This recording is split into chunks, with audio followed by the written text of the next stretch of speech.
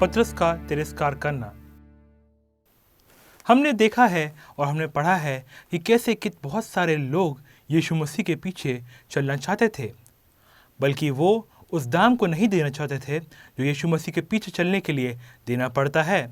और जब वो उन्हें पता चला कि उन्हें क्या मूल्य चुकाना पड़ेगा, वे मुड़कर लौट गए उदास होकर, क्योंकि वो यीशु से बढ़कर कुछ और चाहते थे। आइए हम देखते हैं क्या होता है जब यीशु के पीछे पीछे चलने वाले को बहुत डर लगता है और वो उस बात का अंगीकार करने से डरता है कि वो यीशु मसीह के पीछे चलने वाला है। या आइए हम देखते हैं कि उस समय में यीशु मसीह की क्या प्रतिक्रिया है और वो क्या कहता है। पतरस ने इस बात का अंगीकार किया था कि वह यीशु को कभी नहीं छोड़ेगा। यदि उसे मरना भी पड़े तो यीशु के साथ मरने के लिए भी तैयार है। और बाकी चेलों ने भी उसकी हाँ में हाँ मिलाई थी, जैसे कि हम मरकुस 14:31 में देखते हैं। पर जब उसे डर लगा तो उसने भी प्रभु यीशु मसीह का तिरस्कार किया।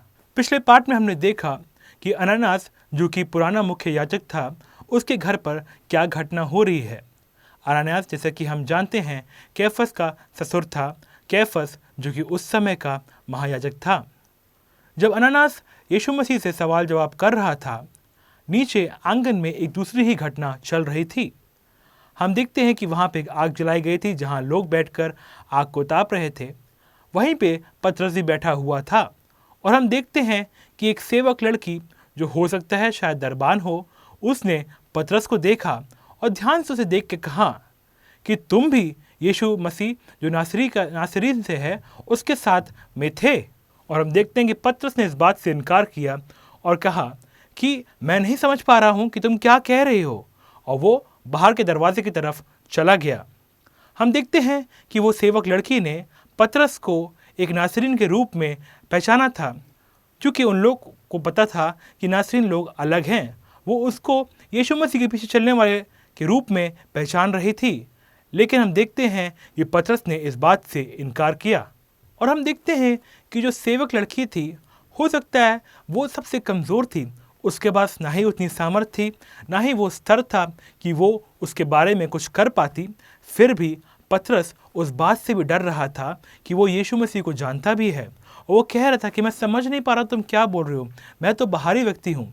और उसी समय यीशु मसीह के साथ ऊपर पूछताछ चल रही थी।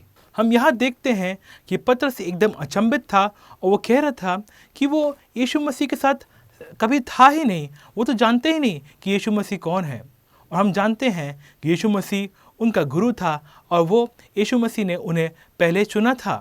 पर हम देखते हैं कि पहली बार जब पतरस ने उनका तिरस्कार किया और वो छुपने की कोशिश कर रहा था, वही सेवक लड़की ने उन्हें फिर से देखा और वहाँ फिर से कहा कि हाँ, ये उन्हीं लोगों में से एक है। और फिर दूसरी बार भी उसने यीशु मसीह का इनकार किया।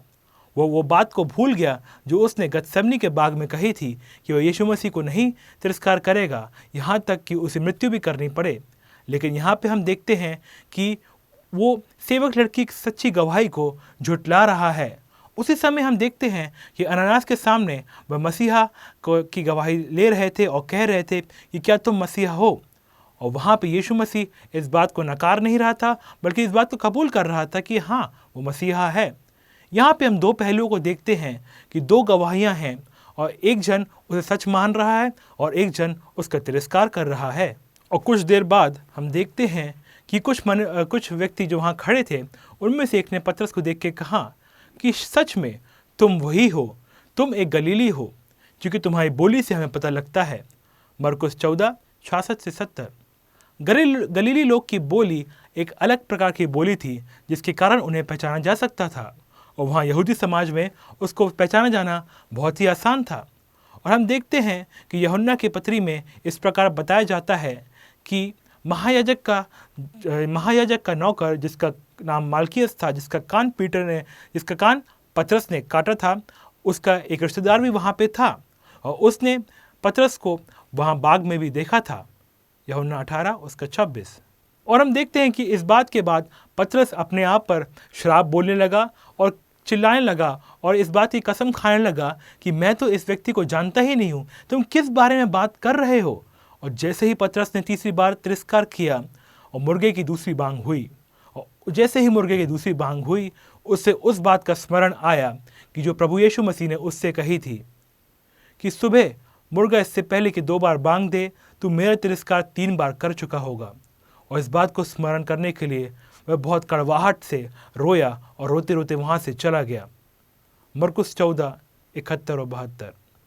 और लूका अपने पढ़ने वालों को अपने सुसमाचार में इस प्रकार बताता है कि जैसे ही मुर्गे की दूसरी बांग हुई, यीशु मसीह ने पतरस की ओर मुड़कर देखा और पतरस टूट गया, क्योंकि उसने समझ लिया था कि जैसा यीशु ने कहा है वैसा ही हुआ।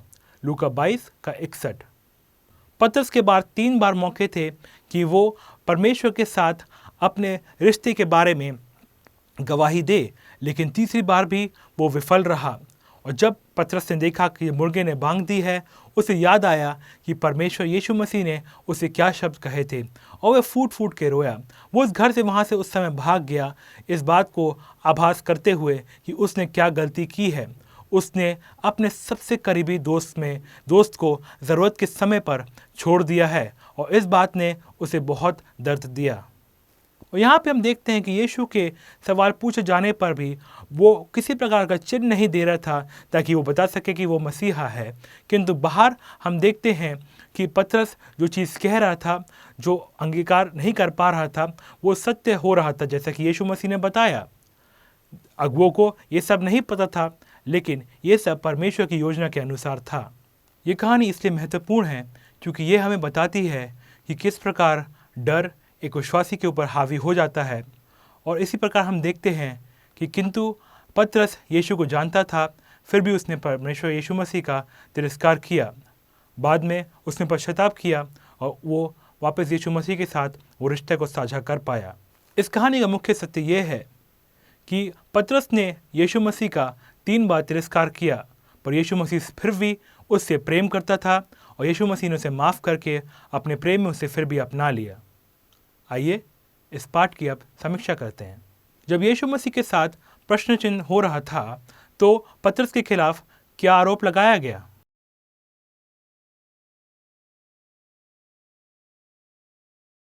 यदि आपने कहा कि ये भी यीशु मसीह नासरी के साथ में था, तो आप सही है। जब पतरस पर आरोप लगा हर बार कि वो यीशु मसीह के साथ देखा गया है, तो उसकी क्या प्रतिक्रिया थी?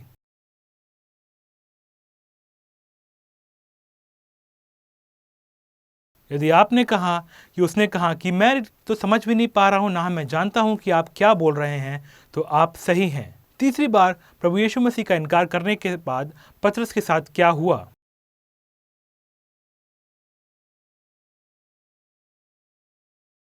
यदि आपने कहा जैसे पतरस ने तीसरी बार प्रभु यीशु मसीह का इनकार किया, तो उसने मुर्गे की बांग को सुना और उसके बाद उसे याद आया प्रभु यीशु मसीह ने उसके विषय में क्या बात कही थी, तो आप सही हैं। इस पाठ के लिए आपका गृह कार्य ये है कि आप इस कहानी को कई बार सुने और इसे स्मरण करें और अपने शब्दों में इसे किसी सहपाठी के साथ में बांटें। ये कहानी को बताने के बाद उनसे ये सवाल पूछें कि ऐसा कौन सा भय है जो आपको परमेश्वर का तिरस्कार करने पर मजबूर कर सकती है। वो व्यक्ति चाहे तो उस डर को बता सकता है या नहीं भी। उसके बताने या ना बताने से फ़र्क नहीं पड़ता, बल्कि आपको उसके लिए प्रार्थना करना है कि हर स्थिति में, हर परिस्थिति में वो ढाढ़स बांधे और हमेशा परमेश्वर के लिए मजबूती के साथ खड़ा रहे।